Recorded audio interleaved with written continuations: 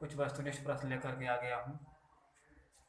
जैसा कि कल मैंने वर्ग 9 और 10 के विद्यार्थियों के लिए वस्तुनिष्ठ प्रश्नों को हल करके यूट्यूब पर अपलोड किया था और उसका बहुत अच्छा रिस्पांस देखने को मिला है। मैं उसी कड़ी को आगे बढ़ाते हुए आज बेलन, शंकु से संबंधित कुछ ऑब्जेक्टिव प्रश्नों को कम से कम समय में हल कैसे किया जाए इसका प्रयास कर रहा हूँ ताकि आप लोगों का इसका फायदा मिल सके। चलिए क्वेश्चन हम पहला क्वेश्चन लेते हैं। पहला क्वेश्चन हमारा हो गया कि समान आधार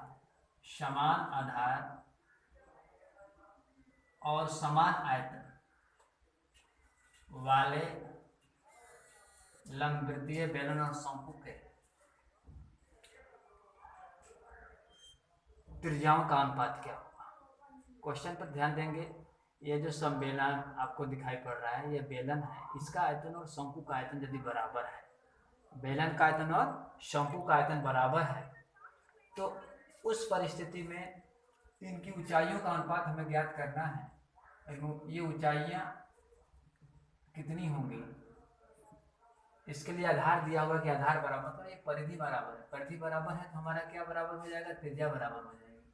मतलब यहाँ से स्पष्ट है कि बेलन का आयतन और किसका आयतन बराबर है, शंकु का आयतन बराबर है और त्रिज्याएं आपस में बराबर है। सीधे इसको हम हल करते हैं। हल करेंगे। बेलन का आयतन आपको पता होगा πr² h होता है और शंकु का आयतन होता है 1/3 πr² h। और प्रश्न ये बनता है कि h यहाँ भी प्रयोग में लाऊं, h यहाँ भी प्रयोग में लाऊं तो परेशानी हो जाएगी, इसलिए हम यहाँ पे इसको h1 कर देते हैं और इसको h2 कर देते हैं। लेकिन यह आयतन इस आयतन के बराबर है तो आप यहाँ बराबर के चिन्ह का प्रयोग कर दीजिए। πr² से πr² को काट दीजिए। अब दोनों जब आप काट दोगे तो यहाँ पे क्या बच गया आपका, h1 बराबर 1/3 इंटू h2। अब क्रॉस मल्टीप्लिकेशन कर सकते हैं आप। 3h1 बराबर h2, 3h1 बराबर h2। अब h1 बट्टा h2, यहाँ पे 1 से गुना था, 1 लिख भी दीजिए आप, स्पष्ट आएगा, इज इक्वल 1/3 h1 अनुपात h2 बराबर 1/3। ये हमारा सही आंसर।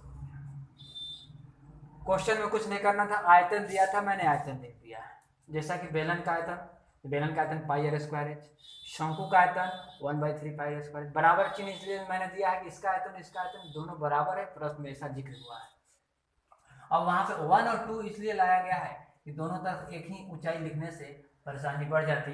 तो बेलन की ऊंचाई को हमने h1 ले लिया है और शंकु की ऊंचाई को हमने h2 ले लिया है। और हमें ज्ञात भी वही करना था, h1 अनुपात h2 ही हमें निकालना था।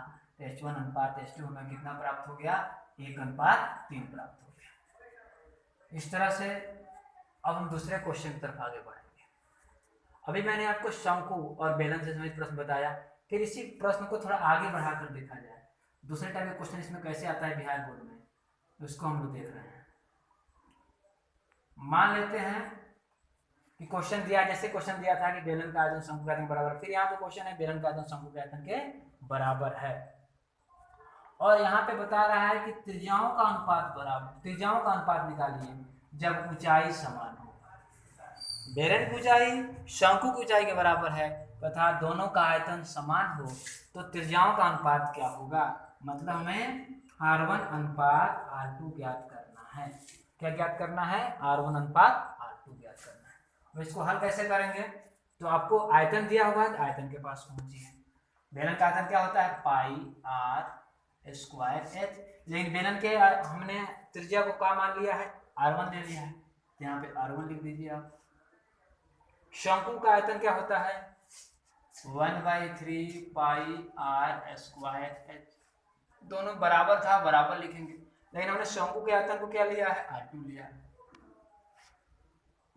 अब आप देखिए स्पष्ट रूप से, पाई से पाई काट दीजिए, h से h काट दीजिए, बचा यहाँ पे r1² बराबर 1 इंटू R2² बटा 3, R1² बटा गुना भागा हो जाएगा R2² बराबर 1/3, R1 बट्टा R2 बराबर √1/3, वर्गमूल हो जाता है ना, तो R1 बट्टा R2 बराबर 1/√3। इस प्रकार से आपका उत्तर प्राप्त हो गया। R1 अनुपात R2 बराबर 1/√3। तो इस तरह का क्वेश्चन भी जब आए, मैंने पहला क्वेश्चन ये बताया कि जब भाई ऊंचाई का अनुपात ज्ञात करना था, यहाँ पे आपको क्या पता लगाना था, H1 अनुपात H2। यहाँ पे क्या निकालना था आपको, R1 अनुपात R2 ज्ञात करना था।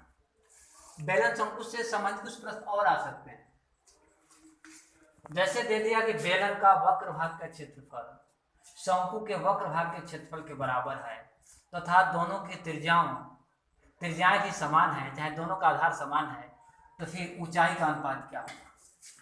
प्रश्न पर गौर करेंगे। बेलन का वक्र भाग का क्षेत्रफल शंकु के वक्र भाग के क्षेत्रफल के बराबर है।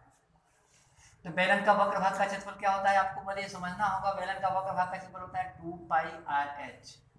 ये पहले से आप पढ़ते हुए आ रहे हैं, 8वां क्लास में आपको बताया गया। शंकु का वक्र भाग का क्षेत्रफल होता है πRL। तो क्वेश्चन को मैं थोड़ा सा क्लियर करूंगा, क्योंकि यहाँ पे h है तो यहाँ पे h का जिक्र नहीं है, l का प्रत्यक्ष संबंध है। अगर इस तरह का बनाया जाए बहुत परेशानी होगी।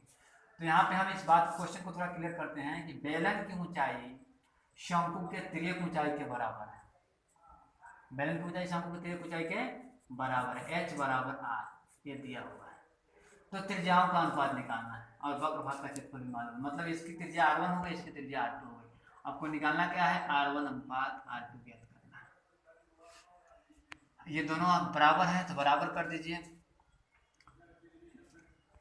R1 इसको बना देते हैं और R2 इसको बना देते हैं, पाई से पाई कट जाएगा। h की जगह पे l बैठाना है, h बराबर r दिया हुआ है, h बराबर l दिया हुआ है, तो 2R1 इंटू l। l कहाँ से आया, तो h के स्थान से l आया। क्योंकि मैंने पहले क्वेश्चन में क्लियर कर दिया है कि बेलन की ऊंचाई और शंकु की तिर्यक ऊंचाई आपस में बराबर है।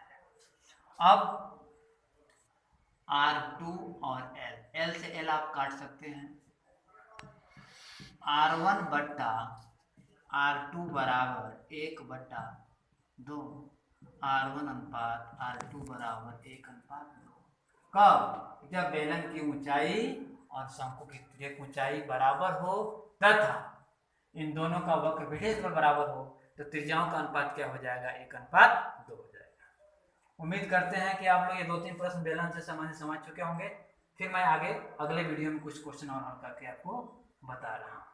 इसको लाइक करिए, कमेंट करिए, शेयर करिए, उन जरूरतमंद बच्चों तक पहुँचाइए जिनको अगले साल कह सकते हो 2021 में परीक्षा देनी है बोर्ड की, उनको कोई कठिनाई न हो। चूँकि बिहार बोर्ड में ज़्यादा ऑब्जेक्टिव क्वेश्चन ही पूछे जा रहे हैं, 50 मार्क्स के ऑब्जेक्टिव क्वेश्चन आ रहे हैं, इसलिए ऑब्जेक्टिव क्वेश्चन पर जब तक आपकी पकड़ नहीं होगी आपका रिजल्ट प्रभावित होता रहेगा, अच्छे मार्क्स नहीं आएंगे। इसलिए मेरा प्रयास है कि बिहार के जितने भी बच्चे हैं उनका ऑब्जेक्टिव में 100% मतलब 50 का 50 ऑब्जेक्टिव मैथ का सही हो। इसके लिए मैं कुछ छोटे छोटे वीडियो बना करके आपके सामने इस लॉकडाउन में उपस्थित हो रहा हूँ। धन्यवाद।